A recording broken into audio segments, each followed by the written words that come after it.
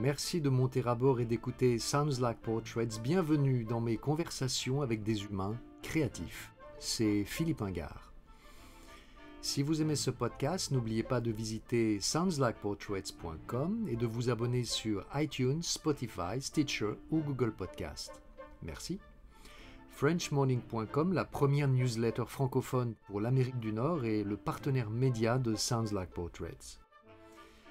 Dans ce 119e épisode, on parle bateau, navigation et architecture navale. La mer, le vent, le soleil, l'horizon, ça vous fait déjà rêver ? C'est normal. Ça s'est aussi passé comme ça pour Mark Van Peteghem, qui a fondé l'agence VPLP Design. Dans sa vie, Mark a souvent entendu « Dessine-moi un bateau ». Forcément, ça fait 37 ans qu'il est architecte naval. Mais comment faire le bateau qui convienne parfaitement à chacun de ses clients ?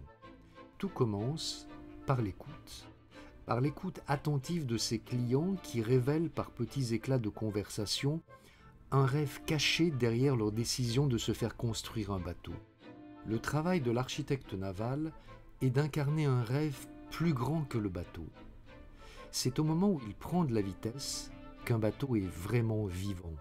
C'est ainsi qu'en 2010, VPLP Design a dessiné le multicoque Oracle qui a remporté la 33e Coupe de l'America grâce à la conception d'une aile articulée qui reprend le principe d'une aile d'avion.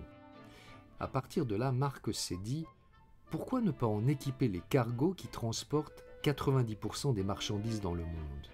Un cargo peut économiser 50% de sa consommation rien qu'en réduisant sa vitesse de seulement quelques nœuds. En tant que consommateur, il nous suffirait donc d'attendre environ 3 jours de plus nos achats pour aider à abaisser considérablement l'empreinte carbone de leur transport depuis l'autre bout de la planète. Mais attendre 3 jours de plus, va-t-on pouvoir tenir ? Le refroidissement de nos cerveaux est sans doute le début des solutions au réchauffement climatique. Alors comment ralentir et éviter de passer à côté de la beauté du monde sans la voir ? C'est la question de la semaine. Écoutez la réponse de Mark, mais pour commencer, il m'a parlé de ce que toute sa vie, il a toujours cherché. Ma vie, j'ai toujours cherché, j'ai jamais pensé en fait refaire les mêmes choses. En fait, j'ai découvert la voile quand j'avais 9 ans. Mes parents naviguaient en 1960 sur un bateau en bois, ils se sont baladés en Méditerranée. Je sentais qu'il y avait un immense bonheur qu'ils partageaient, qui m'échappait. J'étais trop petit pour aller dessus. Et puis, je ne sais pas pourquoi on est attiré par un élément, je ne sais pas pourquoi on est attiré par quelque chose, mais c'est devenu une passion. Est-ce que la fiction, est-ce que des histoires imaginaires ont compté aussi pour attiser votre appétit d'être architecte naval ? Ah, mais ça, c'est une évidence. La mer, c'était pas du tout aujourd'hui. Aujourd'hui, il y a une part d'imaginaire, mais on est dans une société qui montre beaucoup les choses. À cette époque-là, c'était pas du tout ça. C'était perceptible à travers des récits et puis ses expériences personnelles. Et donc, en faisant le lien entre les deux, on se projette forcément. L'imagination est une composante essentielle, d'abord de la créativité, et c'est aussi probablement, bon, c'est difficile de parler de ça, mais je crois que je suis un intuitif. Je suis plutôt quelqu'un qui voit devant. Je ne suis pas très à l'aise avec le quotidien. Je pense que ça rejoint cette part d'imaginaire, cette part de projection qui a porté ce rêve dans lequel j'ai finalement toujours habité, qui est celui de mon enfance. Je ne l'ai jamais quitté. Vous vous souvenez de vos premiers dessins de bateaux ? Absolument. Quand j'étais enfant, c'est la publicité pour Guy Degraine, je faisais des petits dessins sur mes cahiers, hein, c'est évident. J'ai toujours voulu faire ça. Donc voilà, à 14 ans, j'ai été voir tous les architectes navals que je pouvais approcher en leur demandant comment on peut faire pour faire ce métier-là. Et je faisais des petits croquis partout pour essayer de comprendre. Parce que on n'avait pas, aujourd'hui, on a des moyens modernes. Les bateaux, on peut les faire naviguer virtuellement dans les simulateurs. Moi, quand j'ai commencé à travailler, et même avant, on travaillait à la main. On lissait les formes des bateaux avec des lattes et des plombs. On mesurait les surfaces avec un planimètre, on intégrait avec des règles, des tables de calcul. Et puis, une fois qu'on avait lissé le truc et tout, et que c'était fini, ben, on s'apercevait que ce n'était pas encore bien. Donc, il fallait recommencer. On mettait un temps infini. Après, on relevait les cotes avec une loupe et une règle. Et puis, c'était envoyé, remplissait un tableau des cotes, c'était envoyé à un chantier qui relissait ça sur un plancher. Ça fait un peu vieux con de parler comme ça, mais et quand j'ai commencé à naviguer au large, on faisait le point avec un sextant. Ce que j'entends, c'est que dessiner à la main, c'est dessiner plus proche de son imaginaire. C'est ça qu'il faut comprendre. C'est ça qu'il faut comprendre absolument. C'est-à-dire, je pense, et j'en ai fait l'expérience, le fait d'appréhender une forme et en fait transférer une vision complètement imaginée qu'on a dans la tête directement sous forme de plan et savoir lire une forme qui est sur un plan et la voir en 3D, ça c'est un mécanisme qui exerce l'œil dans la compréhension de la forme.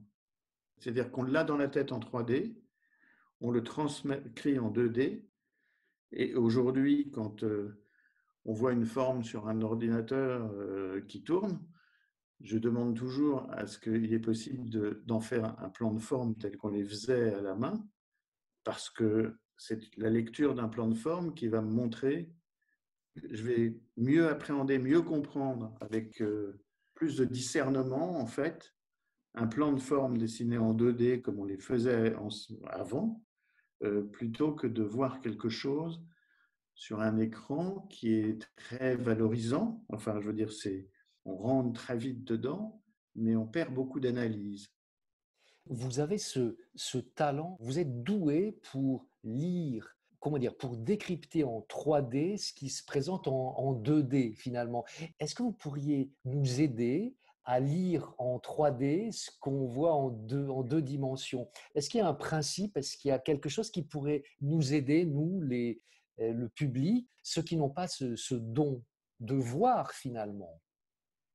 Oui, oui. Quand on dessine en fait, qu'est-ce que c'est qu'une forme qu'on dessine en 2D par rapport à une forme qui est dessinée en 3D?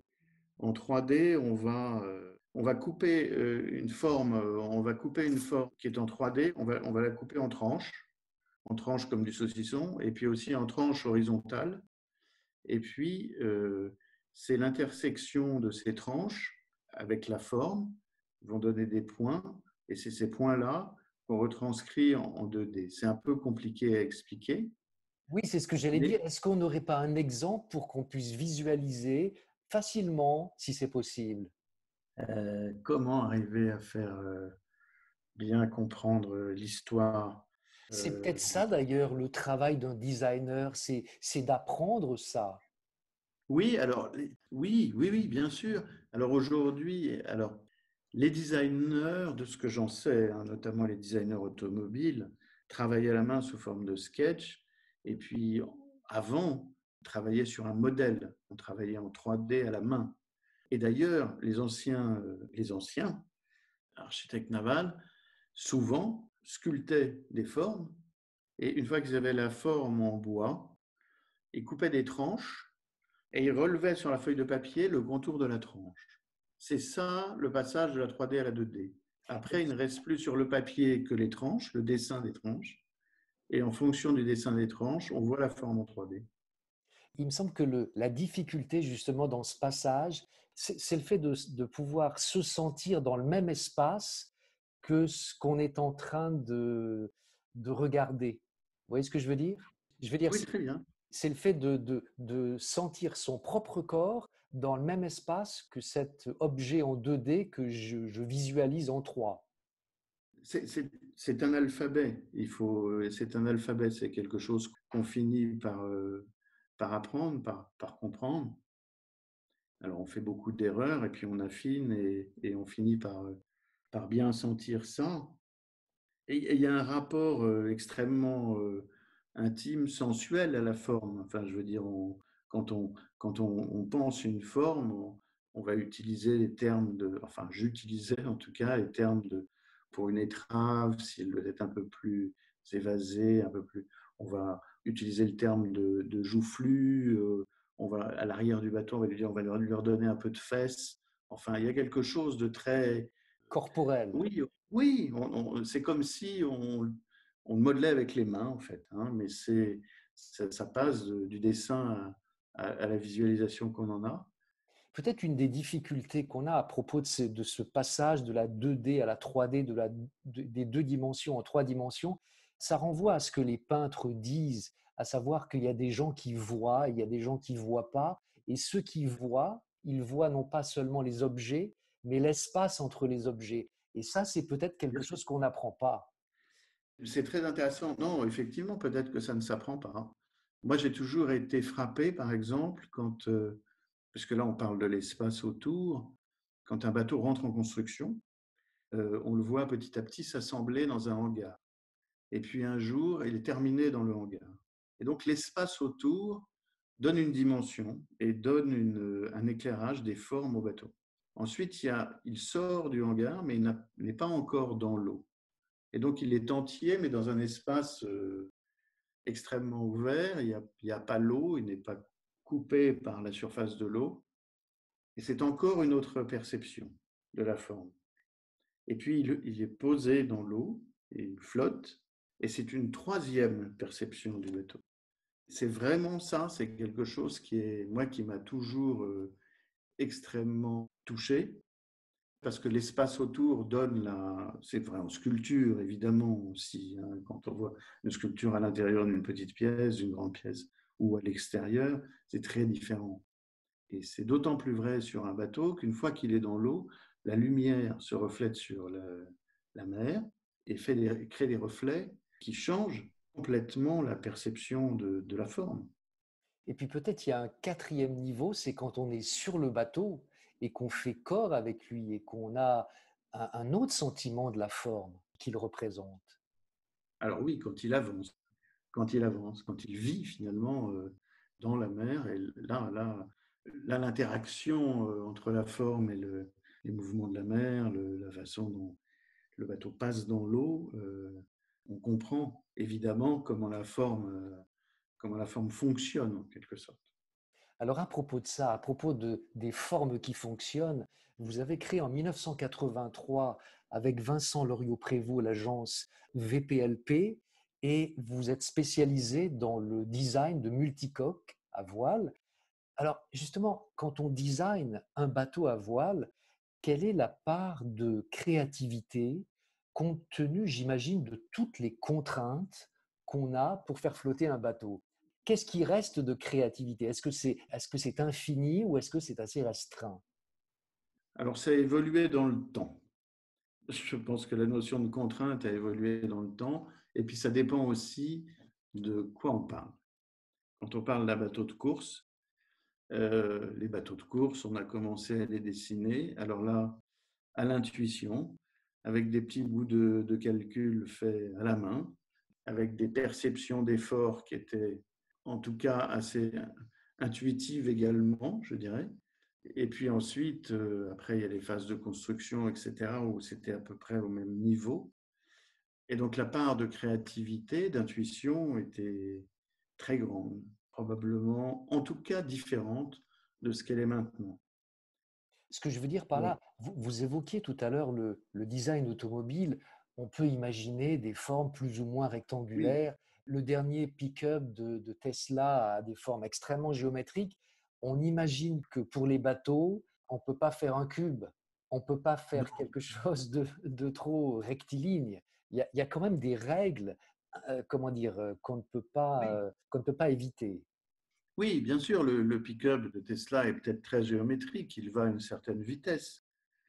Une voiture de course, c'est toujours une voiture, mais sa forme va être conduite par la performance aérodynamique. De la même façon qu'un bateau, on va s'attacher, un bateau de course en tout cas, à ce qu'il est le minimum, il offre le minimum de résistance à l'avancement. Il en est évidemment tout à fait autrement quand on commence à parler d'un bateau de croisière.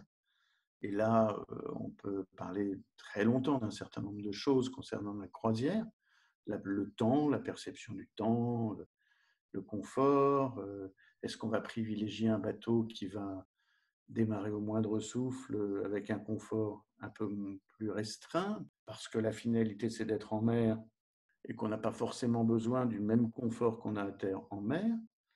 Ou au contraire, est-ce qu'on va vouloir un bateau un peu plus lourd, beaucoup plus confortable, qui aura plus de mal, qui sera plus volumineux, plus lourd et qui aura plus de mal à avancer au moindre souffle? Ce sont des compromis, mais l'hydrodynamique reste l'hydrodynamique et l'aérodynamique reste l'aérodynamique. Ce que vous êtes en train de faire, c'est de décrypter finalement un design de bateau. C'est-à-dire que si on voit qu'il est un petit peu pâteau mais très confortable, ou qu'il est plus fin et moins confortable mais plus rapide, ça permet de voir un petit peu justement où le curseur a été posé pour la construction de tel ou tel bateau.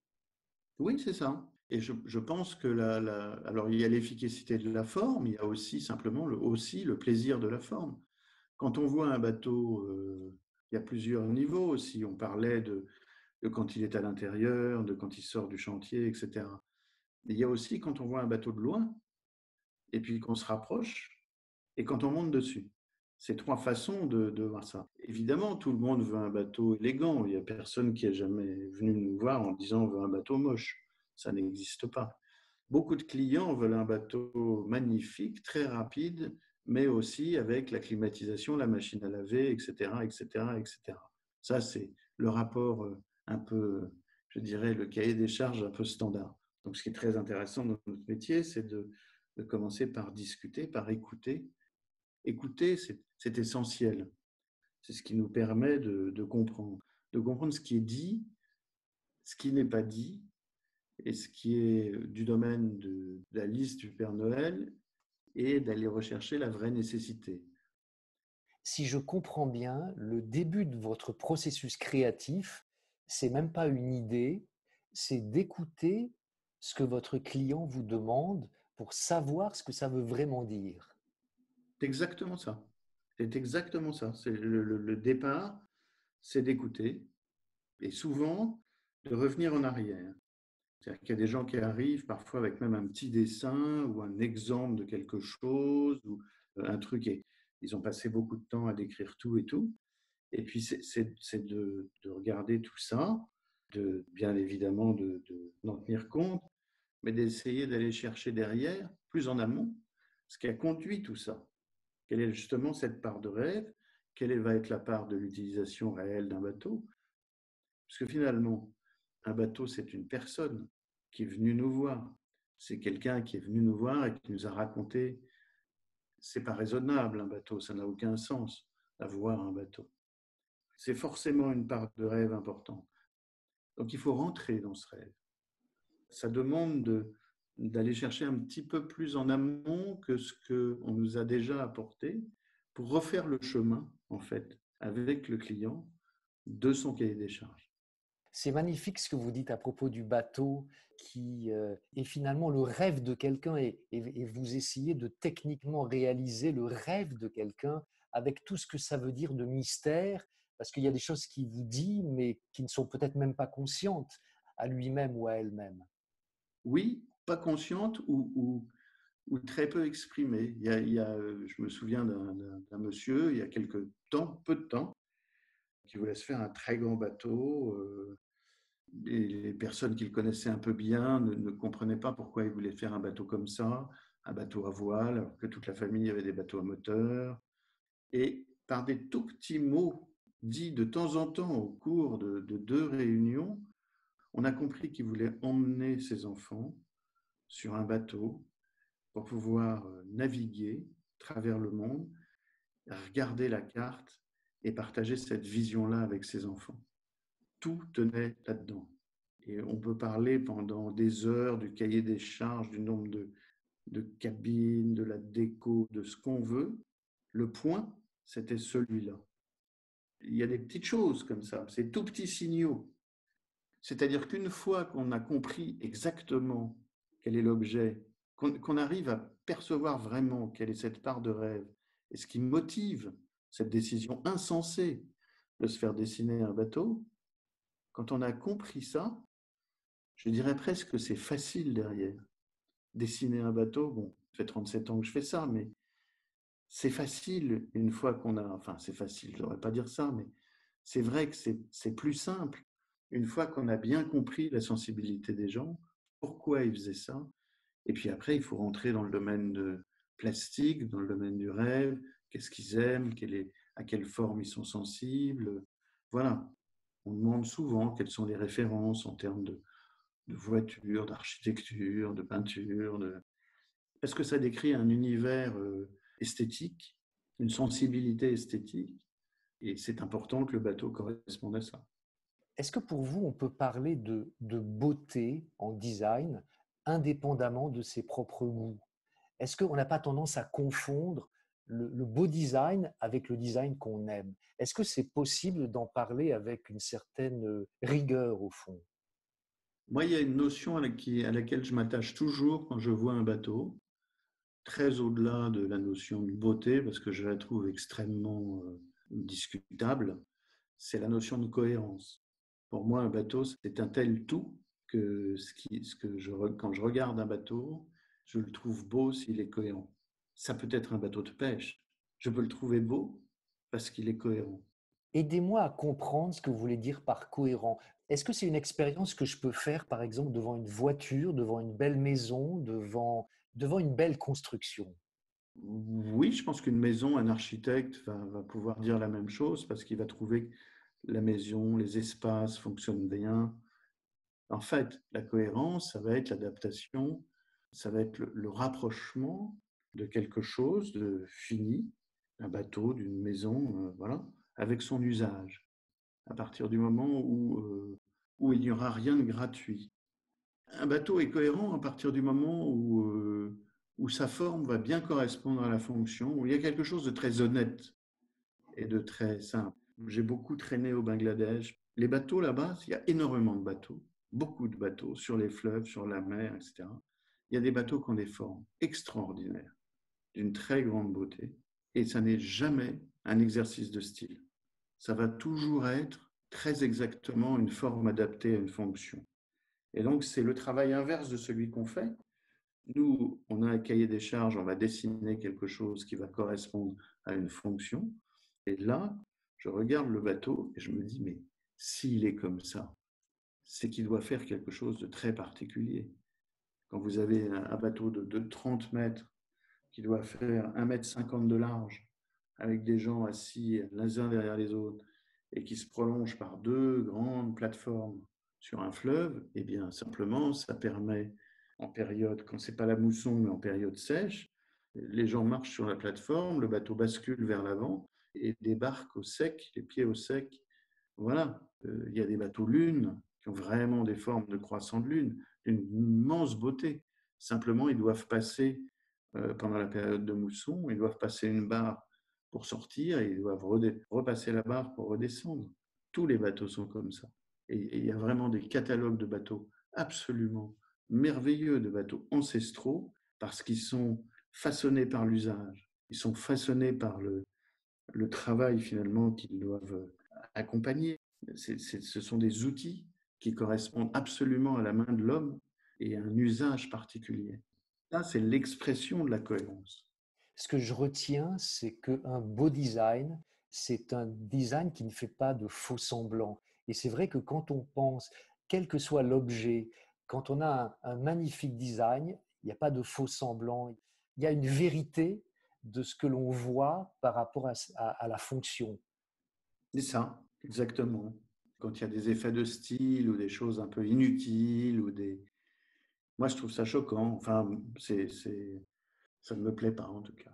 Mais en tout cas, c'est quelque chose qui se démode très vite, quel que soit le domaine, parce que justement, il y a quelque chose de faux. Et c'est intéressant de se dire que le beau design contient une vérité qui dépasse peut-être la période dans laquelle il a été dessiné. Oui, oui, bien sûr, et c'est surtout vrai. Alors, c'est toujours vrai pour les bateaux, parce que là, comme la mer ne change pas trop, en tout cas, on est toujours confronté à la même vérité en tant qu'architecte naval. Et les formes évoluent parce que la connaissance évolue et parce que les usages aussi évoluent. Alors, on parlait tout à l'heure du processus de création des bateaux. Quand vous concevez un bateau de course, quel est votre rapport avec les skippers qui vont le barrer? Et je sais que vous avez travaillé par exemple avec De Kersozon, avec Jean Le Cam, avec Franck Camas, avec Florence Artaud. Racontez-moi vos rapports avec eux pour ajuster, pour affiner, pour faire que le bateau leur convienne au fond. Alors ça, c'est quelque chose, le rapport avec les skippers, c'est quelque chose qui a beaucoup changé au fil du temps.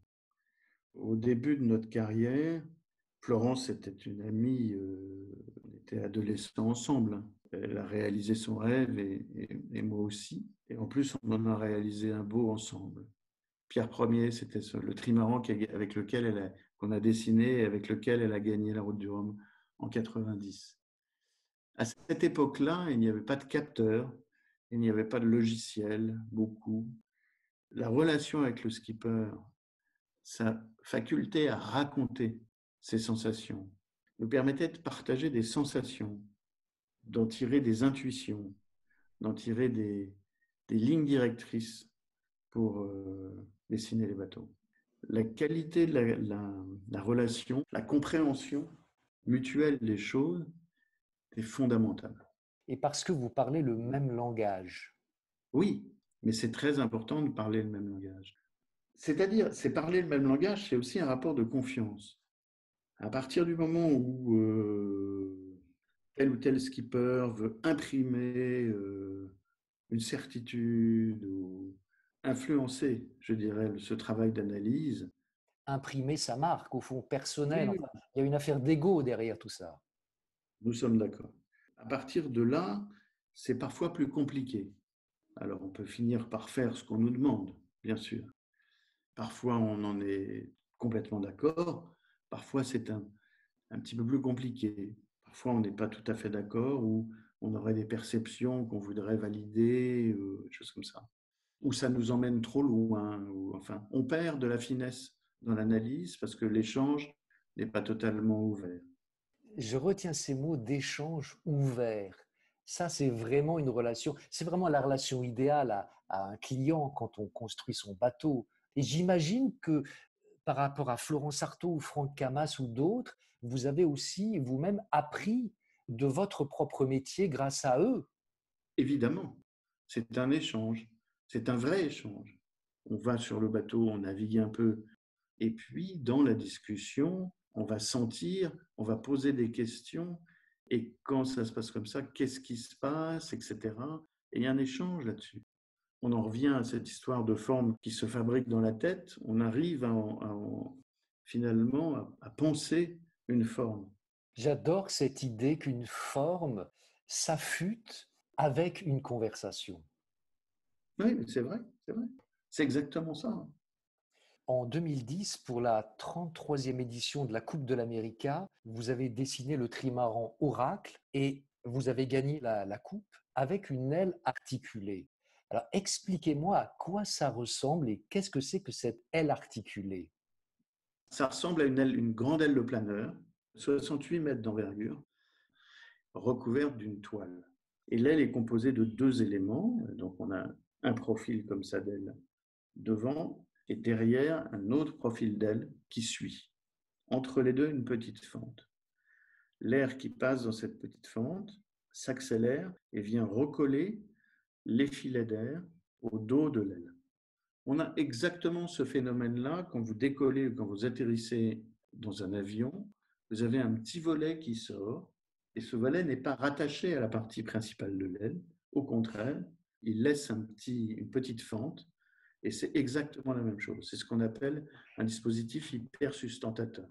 Et donc, ce dispositif hypersustentateur double l'efficacité de l'aile. Si on avait une voile traditionnelle, elle aurait 2 fois moins d'efficacité à surface égale que cette aile.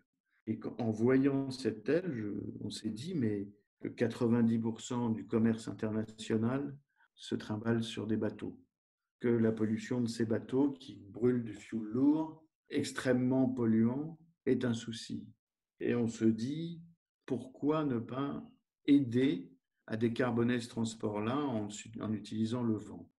Comme le profil est épais, ce n'est pas comme une voile qui va se déformer, le profil est épais, donc on peut prédire sa performance et ses réglages. en simulant.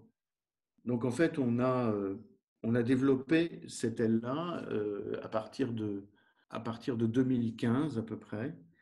On a construit un prototype. Et puis, Concrètement, ça veut dire qu'on pourrait envisager que des cargos, moi je rêve qu'il y ait des cargos avec des voiles qui puissent avancer, d'abord parce que c'est très beau, et puis comme ça serait beaucoup moins polluant, évidemment. c'est l'idée directrice. L'idée directrice, c'est de dire, si on veut faire quelque chose qui puisse aller sur un cargo, il faut que ce soit automatisé, parce qu'on ne va pas demander aux armateurs de former un équipage ou d'avoir un équipage dédié. Ça, ce n'est pas possible. Donc, il faut que ce soit totalement automatisé. Il faut que ça puisse s'affaler, parce qu'il ne faut pas que ça gêne dans les ports, ni dans les manœuvres commerciales de chargement, déchargement, etc. Et il faut que ce soit industrialisé ou industrialisable à un prix qui permette d'envisager un retour sur investissement avec les économies de fuel. Donc ça, c'était l'idée directrice. Et puis, début 2018, on se saisit d'un contrat que Ariane remet en jeu, Ariane Group, pour le transport des éléments de la fusée Ariane 6 entre les ports européens et la Guyane. On dessine un bateau entièrement dédié à ce transport et on lui met 4 ailes de 363 mètres carrés dessus. Ça fait quoi pour qu'on imagine 360 mètres carrés, ça représente quoi? Ça représente une aile qui fait 33 mètres de haut et 11 de large. Et ça fait un mât qui fait 1,20 m de diamètre, qui porte tout ça. Et donc, on a des gains qui évoluent avec la vitesse. Quand il va doucement, on peut avoir jusqu'à 45% d'économie de fuel. Quand il va vite, on descend à 15%. Pour passer peut-être de 12 nœuds à 16 nœuds 5, il va falloir doubler, et même probablement un peu plus que doubler la consommation. Parce qu'un bateau consomme très peu à faible vitesse, et plus il va accélérer, plus il va consommer, mais pas du tout de façon linéaire. Ce n'est pas parce qu'il va doubler sa vitesse qu'il va doubler sa conso. Il va doubler sa vitesse, il va multiplier sa consommation par 8. C'est ça que ça veut dire. Alors le vent, la puissance apportée par les ailes vient hybrider, comme une voiture électrique, hybrider la puissance principale du navire. Et ce que je retiens, c'est que par opposition au bateau qui a gagné la Coupe de l'América, par opposition à Oracle qui était propulsé par cette aile articulée, là, il s'agit d'une assistance, il s'agit d'une propulsion hybride. Est-ce qu'on peut envisager que l'aile articulée, ce que vous appelez le Ocean Wing, est-ce qu'on peut envisager qu'elle puisse propulser le bateau ou tous les bateaux dans toutes les zones du globe de façon principale? On peut parfaitement envisager que ça puisse être une propulsion principale. Le jour où, au dos de nos vêtements, sur l'étiquette, il y aura marqué le bilan carbone du transport de tout ce qu'on achète, on sera peut-être tenté de le faire. Moi, nous, on discute avec énormément d'armateurs. On a pris, par exemple, un méthanier qui part du golfe du Mexique et qui va en Europe. Un bateau de 330 mètres de long. On a fait cette simulation, on a mis des ailes dessus et puis il navigue à 18 nœuds. On fait 11% d'économie à peu près avec les ailes. On s'est dit, il navigue à 18 nœuds. Qu'est-ce qui se passait s'il naviguait à 14 nœuds? Eh bien, s'il navigue à 14 nœuds, il arrive 3 jours plus tard, sur 11 jours de traversée, il met 14 jours au lieu de mettre 11 jours, et il a économisé 50% de sa consommation. Est-ce qu'on n'est pas capable d'attendre 3 jours de plus? Est-ce que la réorganisation du transport maritime, de notre consommation, de la logistique, ne peut pas s'accommoder avec un peu moins de vitesse? Mais Quel comment est ça le se fait que les armateurs n'aient pas pensé à ça tout seuls? Parce que les armateurs, ils ne pensent pas à ça. Ils ont des clients qui sont des chargeurs, qui sont toutes les grandes marques du globe, qui vont s'adresser à des logisticiens, qui vont s'adresser à des compagnies maritimes et qui vont dire, il me faut ça dans tant de temps de l'autre côté. Parce que c'est nous, tous les jours, qui demandons à être livrés en 24 heures, en 48 heures.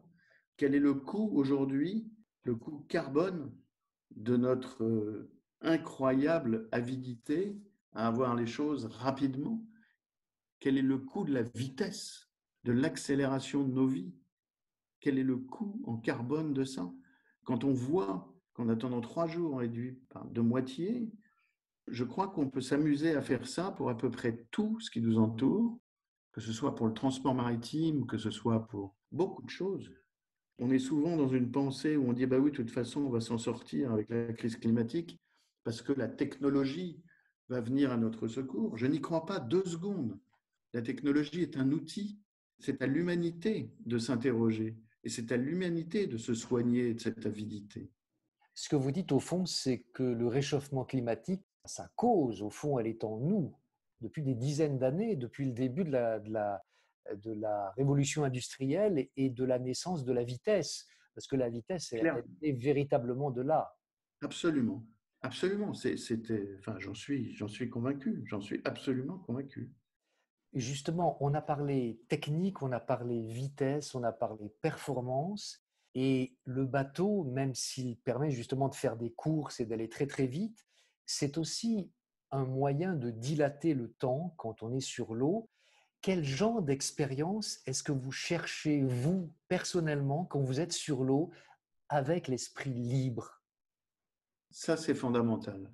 Ça rejoint cette notion du temps et de la vitesse. Quand on analyse les gens qui... Pourquoi est-ce que les gens achètent des bateaux à moteur? Je pense que d'abord, il y a une perception de la difficulté de la voile qui est absolument réelle. Un bateau à voile, c'est compliqué. J'espère que nos ailes, on arrivera à en faire une version qui pourra aller s'adapter sur la plaisance et qui fera que les gens pourront utiliser le vent sans avoir fait 10 ans d'école de voile. Il y a cette difficulté d'entrée, cette barrière à l'entrée de la voile. Et puis il y a aussi des gens qui aiment aller vite sur l'eau parce que pour eux, il faut aller de A à B parce que c'est à B qu'on va éprouver le plaisir de l'escale, etc. Quand on navigue à la voile, le but est intéressant, mais ce qui va compter, c'est le chemin, c'est le fait de naviguer. C'est ce plaisir qu'on a à utiliser le vent pour se déplacer. Et puis on voit quelque chose de loin là-bas, on dit mais voilà, on va là, mais on ne sait pas quand on va y arriver. Il sera peut-être dans 2 heures, dans 3 heures, ça va dépendre du vent. Dans quelle autre circonstance de la vie on peut penser comme ça? C'est rare et c'est un vrai bonheur.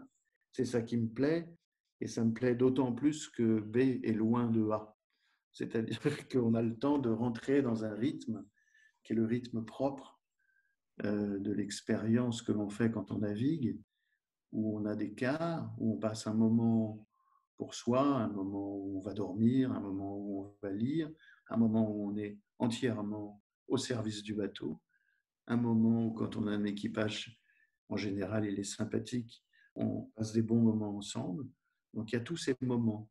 Et en fait, c'est aussi un driver de conception des bateaux. Moi, je m'attache toujours dans les questions que l'on pose aux clients à ça, finalement. Vous partez en vacances avec qui? C'est votre famille? C'est avec les enfants? C'est avec les amis? Parce que sur un bateau, c'est une succession de moments. Et il faut que les espaces correspondent à ces moments. Il faut qu'on puisse s'isoler à certains moments. Il faut qu'on puisse être ensemble à certains moments. Quand on va dans l'eau, enfin, voilà. On découpe la croisière, le moment où on est à bord, en moments, en séquences.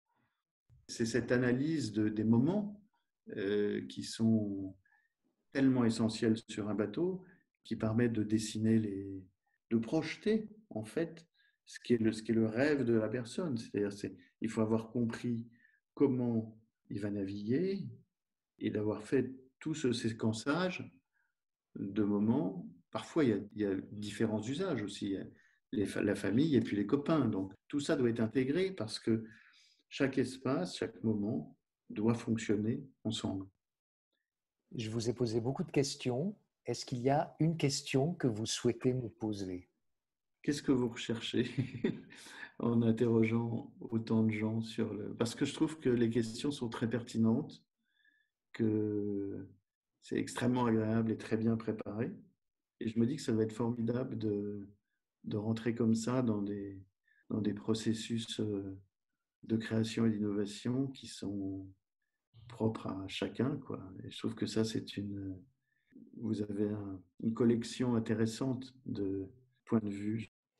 Pour vous répondre, ce que vous avez dit tout à l'heure dans votre rapport au skipper, pour concevoir et fabriquer leur bateau, ça m'a beaucoup touché, parce que c'est exactement ça que je cherche, c'est-à-dire une conversation ouverte où on partage des points de vue à propos d'un sujet que, en général, j'ignore et dans lequel je suis curieux de savoir et curieux de sentir à quel point, quand on essaie d'aller au bout des choses, quand on essaie d'aller au bout du processus, ça résonne avec ce que je suis, en fait. Ça m'ouvre des perspectives, voilà, ça me nourrit de ce que je ne sais pas. Et ce que je retiens, moi, c'est cette conversation ouverte que j'adore parce que c'est ce que j'essaie de construire au fil de ce podcast avec des gens que je rencontre pour la première fois. Ah, c'est fort, hein. C'est bien, hein. Merci beaucoup. Non, c'est super. C'est le dernier moment du podcast. Je l'appelle la minute de solitude. Je vais quitter la pièce où je suis. Je reviens dans une minute. Et pendant ce temps-là, s'il vous plaît, ajoutez ce que vous voulez à l'entretien. Vous avez le dernier mot. Ce que je crois qui est vraiment important, c'est d'essayer de regarder devant dans des temps qui sont aussi fluctuants, aussi angoissants, aussi difficiles, pour essayer d'apporter des solutions ensemble, de partager, de comprendre et de créer ensemble un avenir désirable. Parce que ça, c'est absolument la seule issue. Merci Marc d'avoir partagé votre histoire dans Sounds Like Portraits, musique Charmeuse de Serpent, composée et dirigée par Olivier Glisson. Si vous aimez ce podcast, n'oubliez pas de visiter soundslikeportraits.com et de vous abonner sur iTunes, Spotify, Stitcher ou Google Podcast. Merci. C'était Philippe Ingard. À bientôt.